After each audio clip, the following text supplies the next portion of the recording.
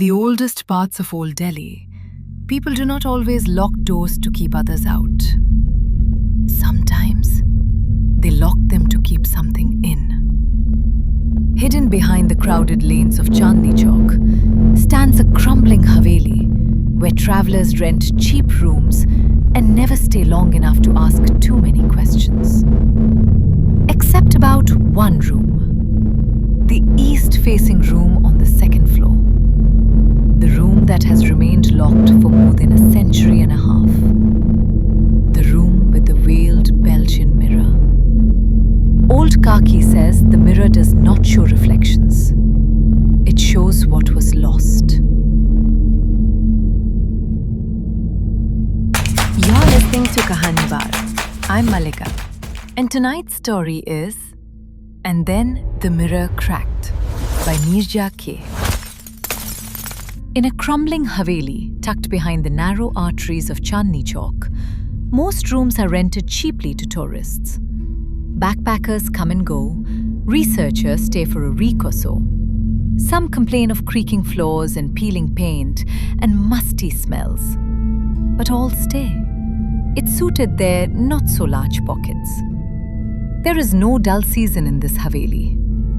But the east-facing room on the second floor remains locked and is never opened for anyone. Even the family members are not allowed into that room. It is opened only around Diwali to be cleaned and dusted by the ancient maid who looks as old as the Haveli itself. The children of the family surround her when she finishes cleaning and locking back the door. Tell us, Kaki, what is inside that room? What did you see there? Is there a ghost or a churel in that room? Is that why we are not allowed in there? As always, old Kaki would look at them with a spark of naughty twinkle in her eyes and a mysterious smile playing on her crinkled lips, and would walk away to the courtyard below, leaving the flame of their curiosity burning brighter than ever. This Diwali was different. Kaki stopped and with full drama and suspense lifted the shroud from the enigma of the locked room. She started. In the center of the large room is a 4-post silver bed with the finest muslin curtains and silk sheets that have not faded in decades.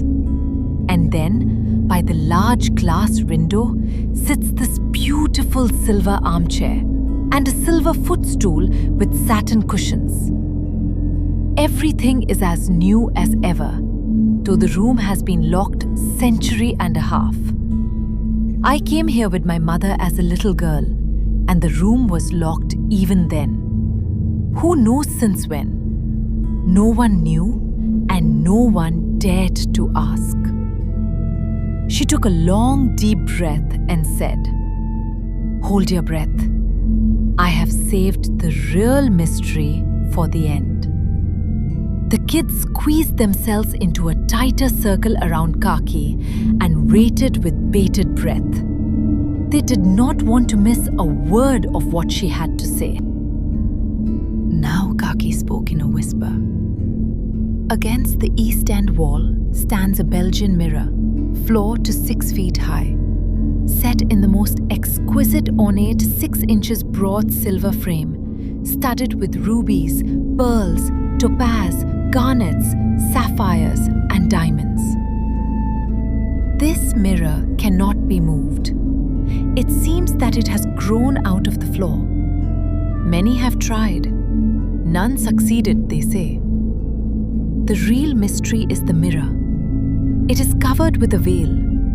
Even I have never dared to lift the veil and peep into the mirror. Lowering her voice further, she whispered, "Who knows who will look back at me?" The children shivered, and at that very moment, Kaki stopped and left their curious little minds hungrier than before. Next morning, Ananya Sen walked into the courtyard of the Haveli. She specialized in reviving antiques. She believed objects held craftsmanship, not curses. When she heard about the locked room, She persuaded the owner of the Haveli to let her examine it. She told him she could assess the antiques of the room just for her research and nothing more. He hesitated. He was scared that some curse might fall upon his family. This room was locked by his great-great, or maybe we could add one more great-grandfather, over more than a century and a half ago. It had remained locked ever since. Only the old Kaki and her mother and grandmother and great-great-grandmother had been going in there to clean once a year. She came to temptation when she offered him insanely huge amount of money. He succumbed to temptation. He sent Kaki to open the locked room for her and warned her, "Kaki will stay with you all the time. She knows the rules, so kindly abide by her instructions. She's the only one who has been allowed to enter the room for almost a century. So be mindful.